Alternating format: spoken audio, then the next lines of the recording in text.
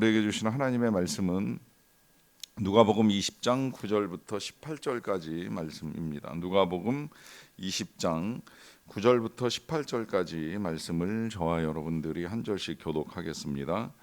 그가 또 이 비유로 백성에게 말씀하시기를 시작하시니라. 한 사람이 포도원을 만들어 농부들에게 새로 주고 타국에 가서 오래 있다가 때가 이름에 포도원 수출 얼마를 바치게 하려고 한 종을 농부들에게 보내니 농부들이 종을 몹시 때리고 거저 보내었거늘 다시 다른 종을 보내니 그도 몹시 때리고 능욕하고 거저 보내었거늘 다시 세 번째 종을 보내니 이 종도 상하게 하고 내쫓은지라. 포도원 주인이 이르되 어찌할까 내 사랑하는 아들을 보내리니 그들이 혹 그는 존대하리라 하였더니 농부들이 그를 보고 서로 의논하여 이르되 이는 상속자니 죽이고 그 유산을 우리의 것으로 만들자 하고 포도원 밖에 내쫓아 죽였느니라. 그런즉 포도원 주인이 이 사람들을 어떻게 하겠느냐. 와서 그 농부들을 진멸하고 포도원을 다른 사람들에게 주리라 하시니 사람들이 듣고 이르되 그렇게 되지 말아지이다 하거늘 그들을 보시며 이르시되 그러면 기록된 바 건축자들의 버린 돌이 모퉁이의 머릿돌이 되었느니라 함이 어찌 됨이냐. 무릇 이 돌 위에 떨어지는 자는 깨어지겠고 이 돌이 사람 위에 떨어지면 그를 가루로 만들어 흩으리라 하시니라. 아멘. 어제 우리가 함께 읽었던 말씀 마지막에는 우리 예수 그리스도 안에 우리 지혜와 지식의 모든 보화가 감추어져 있다라고 하는 말씀을 드렸습니다.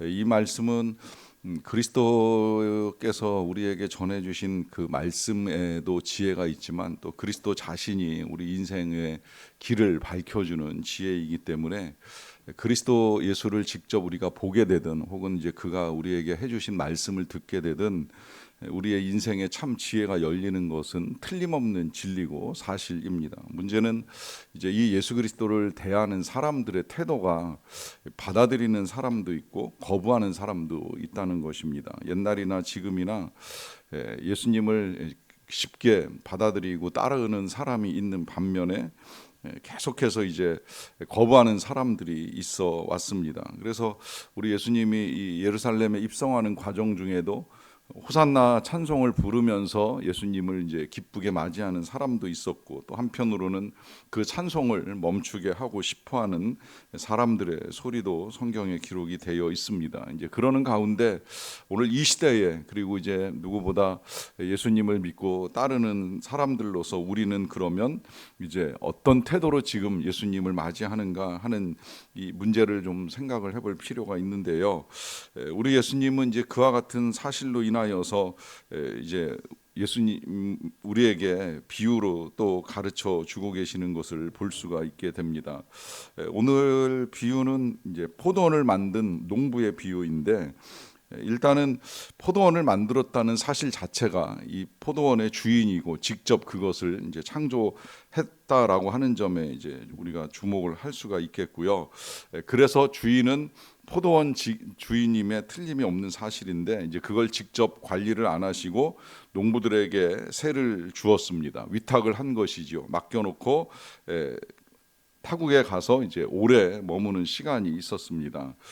그리고 이제 때가 이르렀을 때에 어느 정도 포도원에 열매가 맺히고 소출이 있었을 때에 그 소출의 일부를 새로 받아들이기 위하여서 한 종을 이 포도원을 관리하고 있는 농부들에게 보내는 일이 있었습니다. 문제는 이제 이 종이 소출을 받으러 갔을 때 포도원을 맡아서 위탁받아 섬기고 있었던 이 농부들이 이 종을 거부를 한 것이죠. 근데 그냥 거절하는 수준으로 끝나는 것이 아니라 폭력을 행사해서 때리고 또 그렇게 때리는 일로 끝난 것이 아니라 그 다음 종을 보낼 때마다 반복해서 때리고 또 쫓아내는 이 추방의 행위까지 멈추지 않았던 거예요. 저는 사회 현상 중에 하나가 누구라도 이제 이 점유권이 지속이 되면 때로는 이제 소유권으로 착각을 하는 경우가 있을 수 있다고 생각을 하는데요. 뭐 실제로 이제 그것 때문에 소유권과 점유권 사이에서 이제 분쟁도 많은 것으로 알고 있습니다. 처음에 이 점유를 할 때는 남의 것으로 인정하고 빌려 쓰다가도 그것이 이제 시간이 시간이 지나고 나면 마치 이제 자기 것인 양 착각을 하는 것이죠. 우리 교회도 이 자리에 이제 교회를 짓기 전에 많은 사람들이 이 빈 공터에다가 이제 농사를 짓고 있었어요. 그래서 그 농사에서 나온 이제 소출물들을 거두어낼 때까지 교회가 이제 기다리고 치워야 되는 이제 일련의 이 과정들을 필요로 했는데, 일단 남의 땅이 되었다 할지라도 그 땅에서 농사를 짓고 뭔가 행위를 하다 보면 이제 그 땅이 마치 이제 자기 것인 양 착각을 할 수 있는 일은 얼마든지 벌어지고 있는 것이죠. 예수님 때에도 뭐 그런 일이 있었다고 볼 수도 있는데, 지금 사람들은 이제 남의 땅에다가 포도원 농사를 짓고 그 소출을 해마다 거두어서 자신들의 이 경제 활동을 하다 보니까 지금 종들이 와서 그 소출에 세를 내라 하는 이제 이것을 받아들이기가 어려웠는지 모르겠어요. 그러다 보니까 이제 폭력을 행사하고 이제 추방하기까지 하는 일들을 이제 하게 되었는데, 그러다 보니까 이제 이 포도원 주인이 이번에는 마지막으로 아들을 보내리라라고 하는 결정을 한 것이죠. 그리고 보낼 때 이 주인의 기대 가운데에는 그들이 나의 종을 쫓아내기는 했지만 그럴지라도 내 아들은 존대하리라라고 하는 이제 기대를 한 것입니다. 뭐 종들이야 뭐 그렇다 할 수 있다 치더라도 적어도 아들을 감히 쫓아낼 수 있겠는가, 이제 이런 생각을 한 거예요. 문제는 이 농장 주의 기대와는 다르게 이 농부들은 그 아들마저도 쫓아내기는커녕 오히려 이제 죽이고 그의 유산을 우리가 상속하자, 저 아들을 죽이게 되면 결국 이 농장 전체가 우리의 것이 되지 않겠느냐라고 하는 생각을 가지고 바깥으로 쫓아낸 다음에 이제 살해하기까지 하는 일을 저지르게 된 것입니다. 그러자 결국 이 농장의 주인이 이제 직접 나타나서 그들을 심판하고 그 농장을 다른 사람에게 주기로 이제 결정을 합니다. 여기까지 예수님이 비유를 말씀하셨을 때에 이 비유를 들은 당시 사람들의 반응이 그렇게 되지 말아지어다라고 하는 것이 오늘 말씀에 기록이 되어 있는데요. 이걸 듣는 사람들조차도 지금 이제 이게 뭔가 잘못됐다. 포도원에서 함께 농사를 지으면서 잘 먹고 살 수 있는 이 농부들이 포도원 주인의 아들을 죽이는 일로 말미암아 결국은 자신들도 쫓겨나고 죽임당하고 하는 이 불행한 일이 정말 있어서는 안 되는 일이 아니겠는가 하는 이제 마음을 가지고 예수님의 말씀에 대한 답답한 심경을 표현한 것이라고 여겨지는데요. 자, 그렇다면 우리 예수님께서 이 비유를 왜 하셨는가 하는 그 의미를 우리가 봐야지요. 뭐 그렇게 어려운 비유는 아니라고 생각을 합니다. 제가 해석하는 바로 이 포도원은 하나님께서 만드신 이 세상이라고 볼 수도 있고요. 아니라고 한다면 그 가운데서도 이제 특별하게 택함을 받았던 이스라엘이라고 하는 나라로 봐도 다르지 않다고 생각을 합니다. 뭐 이걸 이제 오늘날 우리의 삶에 적용을 한다면 이제 교회라고 봐도 뭐 틀리지 않을 것이라고 생각을 하는데요. 자, 어떠한 것이든 뭐 세상을 만드시던 이스라엘을 택하시던 혹은 교회를 세우셨던 하나님은 이제 때를 따라 열매를 찾으시는 일을 하시게 된다는 거예요. 그리고 그 열매를 위하여서 하나님의 사람이 보냄을 받습니다. 특별히 이스라엘에게 있어서는 이제 하나님께서 계속해서 하나님의 사람인 선지자들을 보내시는 일을 하셨지요. 문제는 이 선지자들이 이스라엘 백성들에게 환영을 받지 못하였다는 거예요. 계속해서 그들을 때리고 죽이고 하는 이제 악한 일들이 수없이 반복이 되었습니다. 이제 그러다 보니까 마지막에 우리 하나님께서 선택하신 방법이 그 아들, 감추어졌던 비밀이신 아들 예수 그리스도를 이 땅에 이스라엘에 보내시는 것이었죠.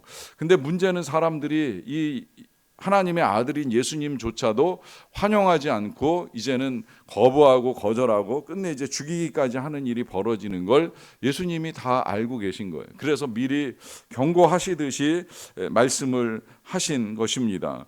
그에게도 똑같은 이제 거절과 살해가 일어날 것에 대한 것을 말씀하시는 것이죠. 자, 그렇게 되면 이제 어떤 일이 벌어지는가?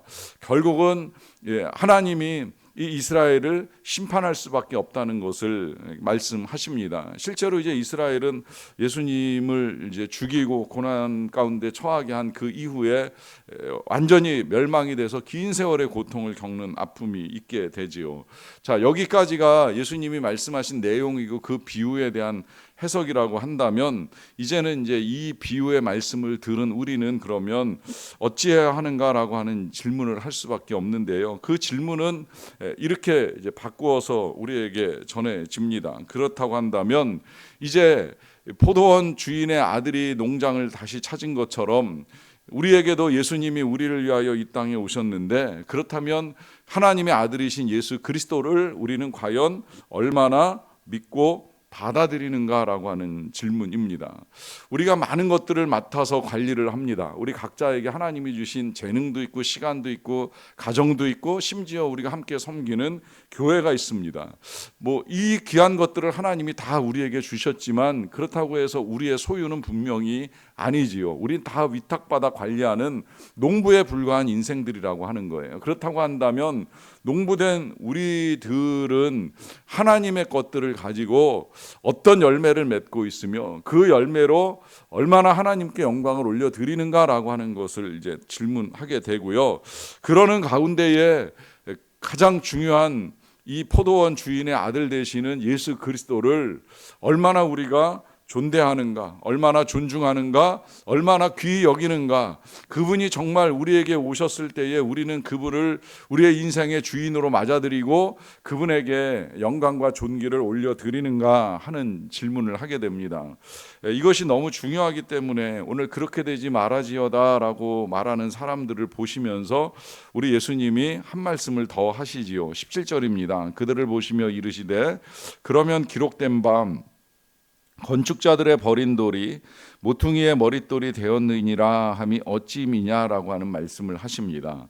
자, 이 말씀은 시편 말씀을 예수님이 인용을 하신 것인데, 제가 자주 설명을 드리듯이 건축자는 이 돌의 전문가입니다. 당시의 건축은 주로 돌로 이루어졌기 때문에 이 건축자는 어떤 돌을 골라서 써야 될지 버려야 될지를 누구보다도 정확하게 알고 있는 사람이에요. 그런데 건축자가 돌을 버렸습니다. 뭔가 쓸모없다고 생각을 해서 버렸겠지요. 문제는 그 돌이 모퉁이의 머릿돌이 되었다고 말씀을 합니다. 모퉁이의 머릿돌은 돌 중에서도 가장 귀한 돌입니다. 왜냐하면 이 돌이 기초가 된다고 말씀을 드렸습니다. 이 돌을 근거로 해서 이제 수직으로 수평으로 방향을 잡으면서 건축이 시작이 되기 때문입니다. 그렇게 따지면 너무나 중요하고 귀한 돌인데 문제는 이 돌을 건축자가 버렸어요. 이 버린 것이 단순 실수인가? 아니라고 생각을 합니다. 아주 큰 실책이고 과오입니다. 전문가가 이런 실수를 한다는 건 있을 수가 없는 일입니다. 그럼에도 불구하고 건축자가 이런 실수를 저질렀는데, 이런 실수가 먼저는 우리 예수님이 이 땅에 오셨을 때 벌어진 일이지요. 나름 성경을 잘 알고 잘 지킨다고 생각했던 바리새인들이 성경에서 예언되고 성경에서 전해졌던 예수님을 버려버린 거예요. 버리는 정도로 끝나는 것이 아니라 그분을 오늘 이 포도원 농부들처럼 폭력으로 살해하고 죽이는 일까지 저지르고 말았습니다. 그렇지만 그렇게 죽임당한 예수 그리스도는 모퉁이의 머릿돌같이 존귀한 인생으로 실제 교회의 기초가 되셨고 또 우리 생명의 원천이 되셨지요. 그래서 그분을 받아들이는 자는 생명을 얻고 살아가는 것이 너무나 틀림없는 사실이지만, 그를 거부한 자에게는 그를 버린 것과 동일한 이제 심판이 임하게 된다는 거예요. 그래서 18절에 이렇게 말씀을 하십니다. 무릇 이 돌 위에 떨어지는 자는 깨어지겠고 이 돌이 사람 위에 떨어지면 그를 가루로 만들어 흩으리라 라고 합니다. 떨어지든지 아니면 돌이 사람 위에 떨어지든지 사람이 돌 위에 떨어지든지 분명한 건 깨지고 흩어지는 가루가 되는 심판을 겪게 된다고 하는 것이죠.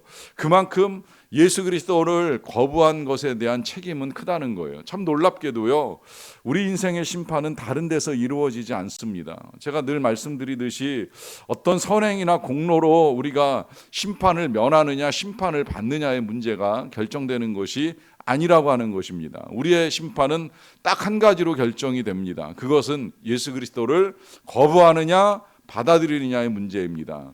저는 여기서 오늘도 예배를 드리거나 말씀을 듣는 많은 분들이 다 받아들이셨다고 생각을 합니다. 그러면 정말 이제 모든 소유권이 예수님의 것이라는 사실을 인정하고 그분께 존대와 존귀와 영광을 올려드리는가? 나의 삶이 정말 그분의 초점이 맞춰져 있고 그분이 위탁하신 이 포도원을 아름답게 가꾸고 포도원의 열매들을 아름답게 맺기 위하여서 살아가고 있는가라고 하는 질문을 할 수밖에 수밖에 없습니다. 여러분, 주님은 우리가 생각하는 것보다 훨씬 더 귀하고 크신 하나님의 아들입니다. 그 안에 모든 지혜와 지식의 원천이 있다고 말씀을 드렸습니다. 그러하기에 우리의 삶에 있어서 참 바른 선택, 올바르고 지혜로운 선택은 예수님을 받아들이는 것입니다. 그리고 이제는 그분과 함께 그분을 섬기며 그분을 따라가는 것입니다. 그리하여서 오늘 주님이 경고하신 심판은 그야말로 전혀 우리와 무관한 일로 만들어버리고 오직 주님이 우리에게 약속하신 은혜를 누리며 살아가는 삶이 필요합니다. 그 은혜가 오늘도 저와 여러분들의 것이 되기를 주님의 이름으로 간절히 축원합니다. 기도하겠습니다. 하나님 아버지, 감사합니다. 우리들을 사랑하셔서 우리들을 위하여 이 세상 아름다운 포도원 같은 것들을 만들어 주시고 우리에게 위탁하시며 우리에게 맡겨주셔서 감사드립니다. 하나님, 우리가 농부 같은 청지기입니다. 잘 관리하고 가꾸기를 원합니다. 우리에게 맡겨주신 가정, 또 직장, 그리고 교회까지, 그리고 이 세상도 우리가 잘 다스려 나가기를 원합니다. 잘 유지하고 보존하고 관리하는 사명을 잘 이루어 갈 수 있도록 도와주시옵소서. 언젠가 주님이 우리의 삶에 소출을 찾으실 터인데 열매 없어 쩔쩔매거나 열매를 내어드리기 싫어서 거절하고 거부하는 악행이 우리에게 일어나지 않게 되기를 간절히 원합니다. 오직 주님 앞에서 드릴 열매 가득 안고 기쁨으로 내 주를 맞이하는 우리 모두의 삶이 되기를 원합니다. 그렇게 될 수 있도록 열매 맺는 삶을 살게 하여 주시옵소서. 열매를 맺기 위하여 오늘도 성령으로 충만하게 하여 주시옵소서. 성령의 능력을 힘입어 성령의 열매 맺는 삶이 되기를 원합니다. 사랑하며 평화로우며 또 인내하며 온유하며 아름다운 열매를 맺어가는 우리 모두가 되게 하여 주시옵소서. 그래서 주님을 기다림이 사모함이 되고 주님을 만남이 기쁨과 감격이 되는 성도의 삶을 살아가는 자들이 다 되게 하여 주시옵소서. 오늘도 그렇게 각 가정을 섬길 때에 가정에 필요한 은혜를 내려주시기를 원합니다. 사랑으로 연합하는 가정들이 되게 하여 주시옵소서. 힘들고 어려운 일들 앞에서 다투고 따지지 않도록 도와주시고 그럴수록 덮어주고 감싸주며 아름다운 사랑의 공동체를 이루는 우리 모든 성도들의 가정이 다 되게 하여 주시옵소서. 일터의 은혜를 내려주시기를 원합니다. 때로는 부당하고 불의한 일들이 일어나지만